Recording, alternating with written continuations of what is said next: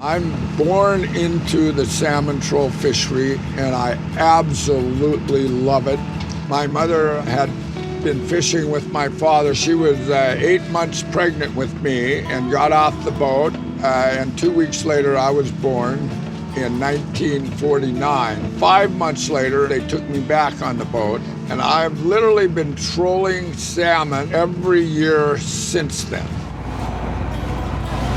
I traveled all my life because of fishing. Last 30 years, we caught monkfish, and monkfish, migrate up and down the canyons, and so we go to North Carolina in the wintertime, and we work our way to the Gulf of Maine in the summertime. I came here when I had just turned 20, lured up here by loving wild places, and Alaska is the ultimate wild place. I spent a month pounding the docks, and then finally someone offered me a job, and I just fell in love with it. I grew up doing it. Like, I went out on the boat with my father and my whole family. It's just what we got up and did. I used to go with my grandfather mackerel fishing every day. I remember the porpoises all around the boat. I've lobstered since I was 7 years old. I'm 72 now. And it's a sense of normalcy. Wake up at 4, get down here at 5, hauling traps somewhere around 6 o'clock. When you're out there on a beautiful day, just a flat, calm day when there's no wind, no weather, you're still in awe of that. Being out on the ocean, there's no place I'd rather be. Whether you're a land lover or a sea lover, you've probably seen a fish, eaten a fish, maybe even caught a fish. Along with claiming a significant role in our agricultural heritage, fishing is one of America's oldest and most sustainable industries, accounting for 1.7 million jobs and over $250 billion in annual sales. And the people who make it happen, who put their lives at risk every day to bargain with the sea, they've got boatloads of passion and persistence, and they know how to adapt to a constantly changing world.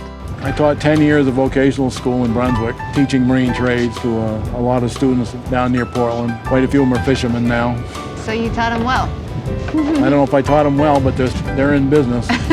He's a good communicator. If you got people on the boat that understand what you're saying and they do it, then they got potential. It's just life or limb sometimes. You just got to bark and they just got to know to jump. I get accused of yelling a lot. I never thought I yelled all my life. I just wanted to be heard. One of the things that impressed me in my very first year fishing was listening to fishermen talking to each other about what was going on in the ocean. Fishermen out here every day are kind of like the canaries in the coal mine. We are seeing stuff that is truly dystopic. And whatever you believe is the cause of climate change, there's no denying that it is happening. And for me, being a conservationist and wildlife lover, to see the birds and little fishes just vanishing in some places, it's just frightening. I would guess that after my father had been lobstering for 20 years, not much had changed. But what I've seen in my first 20 years of doing it is things are changing so fast, almost year to year. What first resonated with fishermen was concerns about ocean acidification before people were comfortable talking about climate change. It's not a political issue for us at all. The oceans are warming, ocean acidification is happening, and quite honestly, you can see it in how the landings happen each and every year. Landings, I'm talking about the harvest. A lot of shorts, all shorts. Yeah. So it's a short. We're going to be throwing this one back. When I was younger, a lot of guys would take out for the whole winter, not set traps till July, fish July through October, November, and pick their traps up again. Now you have a lot more guys fishing 12 months a year. Of course, guys are going further too. We're seeing fish stocks move north. Lobster maybe moving out of Maine, and same in Alaska. We've seen warming waters and rivers and streams get so hot in the summer that salmon were dying before they could spawn. I mean, crab, salmon, halibut, or snow crab populations in the Bering Sea just crashed. That's the deadliest catch, but that's a huge industry for Alaska, for people who are based in Washington State that come up here and fish. And, multi-million-dollar loss. It's here, and we got to deal with it. And if we don't face it head on, we're going to be reactionary for how we manage fisheries from here till the end of time. Everything that I've learned since I was a kid and first started lobstering is all about preserving the resource, conserving the resource. We still have the same parameters in place where only lobsters of only a certain size can be kept and egg-bearing females get VNOx. When you get a lobster like that, Generally what you do is you put a notch in the tail so no one will take it. That's a breeder, female. Just going back overboard to make more babies. These fishermen are the original sustainability officers. There's so much heritage and pride that exists in this industry. Conserving is the first priority in Alaska. It's in our state constitution. What are the resources we need to deal with it? The change is already here and coming. All of them want to leave it a little bit better than they found it, because it's their sons and daughters in many cases that are going to be benefiting from this fishery tomorrow. Sustainability isn't just about the fish, it's about jobs. Commercial fishing along coastal Alaska is the economic backbone. In a lot of communities, it's the only economy. And if people don't have access to fishing, you see people have to leave the community, but you also see a real loss of community health and wellness, both in terms of mental health, but also food security. Alaska is the biggest seafood source for the country. These are new pounds of protein being generated by the ocean. It doesn't take up any chemicals, it doesn't take up any land. It is a wonderful natural producer. Alaska claims 60% of commercial fishing in the U.S., with over 60,000 jobs, nearly 10% of Alaska's population, producing more seafood than all other U.S. states combined. Seafood is also Alaska's top export, sold in 100 countries across the world, drawing $3 billion in annual sales.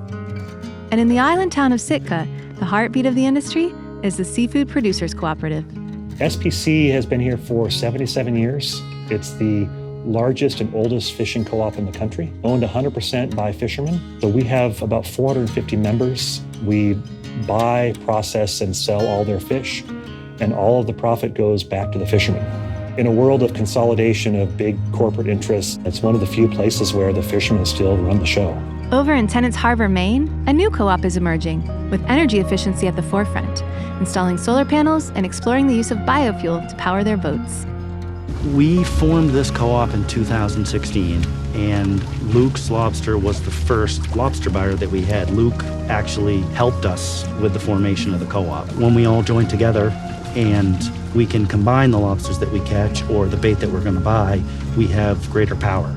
You celebrate the fishermen, you celebrate the source, and you work as hard as you can to just not screw it up from the moment it comes out of the ocean. We're taking that momentum that we've built and we're going out to these wharves and trying to help fishermen reduce their carbon footprint to reduce the footprint of the overall industry. Luke's Lobster partners with the Island Institute, an organization dedicated to preserving and protecting Maine's working waterfronts. The Island Institute is committed to bringing people together to have conversations because it's going to take all of us to deal with these challenges. But in doing so, we're able to work in a way where the rising tide can lift all boats. Across the country, the Alaska Longline Fishermen's Association, or ALFA, has been working towards similar solutions from as far back as the 1970s, when they launched a successful campaign to prevent foreign vessels from overfishing in Alaskan waters. In the 90s, they banned trawling in Southeast Alaska, a key victory, considering one industrial trawling vessel could deplete fish stocks for an entire year. They established their own quota system for halibut to protect both the health of the fisheries and the communities that rely on them. Instead of we want more fish today, we want more fish forever. One of the keys of working waterfronts everywhere is flexibility. Things are changing so fast that regulations can't keep up with it. There's new species that may be moving into the Gulf of Maine that we don't even have regulations for yet. The communities on the coast of Maine need the flexibility to be able to harvest and unload whatever people can make a living from on the ocean. If that flexibility doesn't exist, it'll all go away. And I had my own traps at 7 years old. My own boat, my own outboard, my own traps. My pal and I went, the boat leaked like a sieve, so we had to bail it all the time. The name of it was a GKB, as I remember the story you told me. The GKB? Yeah, GKB. What is the GKB? Gotta keep bailing. As fishermen, we have the 7 steps of survival that we all know about. The first step is recognition.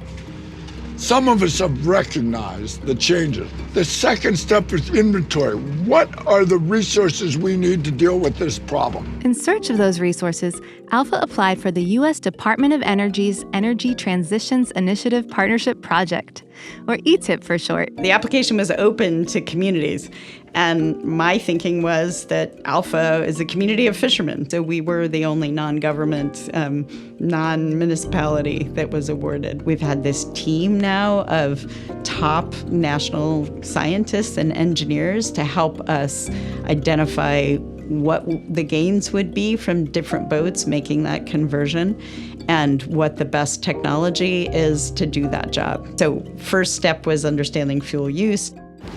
If you know anything about changing the oil on one of these boats, it's not the project you want to do on a regular basis. First day I was here, I came down to the wharf. He was working by himself, and I didn't say much. I just jumped on the boat and started handing him tools. After we worked together without saying anything for a little while, he looked up and he goes, "Sure is nice to work with somebody that knows what the F they're doing." I've always been a cheapskate when it comes to fuel. This boat has 2 pickup truck engines, and we don't burn much fuel. At the peak of the season this year, that would be $15,000 to fill it up. It went from being about 10% of your operating cost to closer to 30%. It's prohibitive for a lot of fishing trips. Next step was, okay, what changes can you make to your operations or to the structure of your boat that would reduce your fuel consumption? And we've gone through and looked at the hydraulics and looked at the propellers and the whole speed of the boat. I know how much fuel it takes to run the refrigerator. The obvious next step is hybrid boat and eventually a transition to hydrogen or some renewable energy, maybe ammonia, as a way to power our boats with a zero carbon footprint. Our plan is to convert Eric's boat to a hybrid boat. What we're doing right now is we're looking for jumpers. Every salmon has a unique jump. Humpies kind of flop. They go boop, flop over once or twice. Coho salmon, what I call sky, they jump straight up out of the water. There's a jump right over there. Eric loves what he does. Salmon, baby!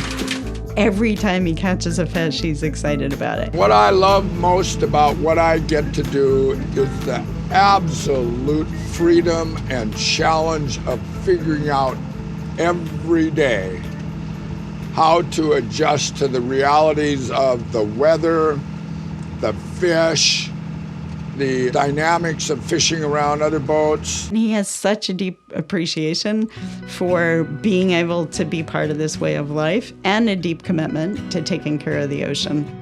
As a conservationist and nature lover and pet owner who really loves my kitties, it's a matter of respect for Mother Earth and all these creatures that we share her with. You'd have to have cameras like these guys here have to capture the astounding stuff that happens out here every single day. When you see a 50 or 60 foot whale come out of the water, 2 or 3 of them all in a pod, it gets your attention. I wouldn't trade it for anything. I had no idea this is where I'd be at this point in my life. I dreamed about it. But actually getting here is more than I believed would ever happen. There's something that a lot of us fishermen really believe. In your lifespan, a day fishing doesn't count against it. It's like soccer when you get extra time. A day fishing adds extra time to your life.